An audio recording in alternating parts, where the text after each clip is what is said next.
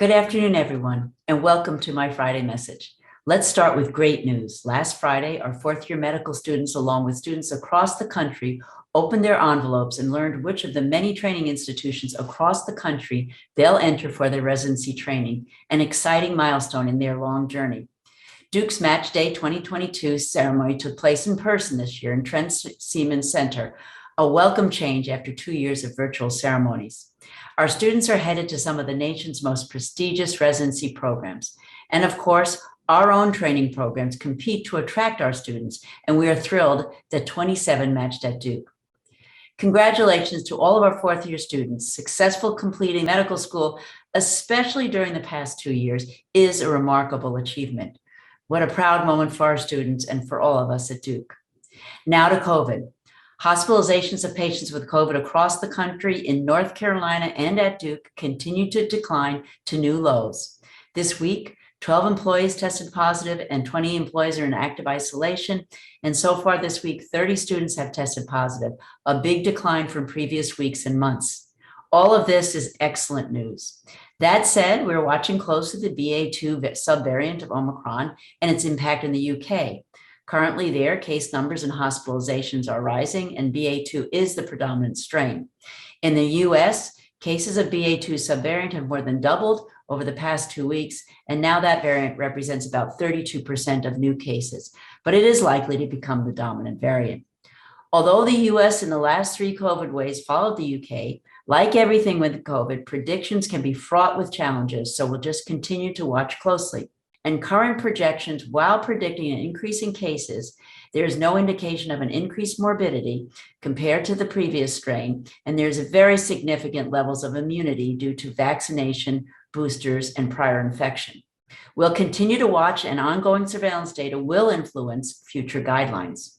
As I've mentioned in the past messages, we have entered into a new norm that will require more individualized decisions regarding precautions based on individual risk and personal circumstances. For instance, deciding to wear masks in crowded indoor settings. Current masking guidelines have been widely updated this month. The city and county of Durham have ended their indoor masking mandate for local communities. Orange and Wake counties and most other counties in North Carolina and the country have also ended their indoor masking mandates. Duke University revised its indoor requirements. Now, fully vaccinated individuals at Duke no longer are required to wear a mask inside most campus and leased facilities.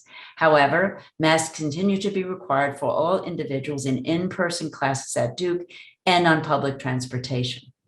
In the health system, new guidelines went into place this past Tuesday as they moved to Tier 2 level of recommendations based on CDC guidelines.